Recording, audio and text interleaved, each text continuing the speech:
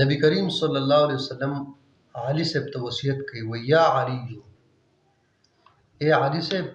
ثلاث لا تؤخرها درې سيزونه دي چې دا به د خپل وخت نه رسته کې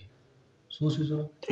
درې سيزونه دي دا به د خپل وخت نه رسته کې الصلاه اذا اتت اول نمبر کله چې موږ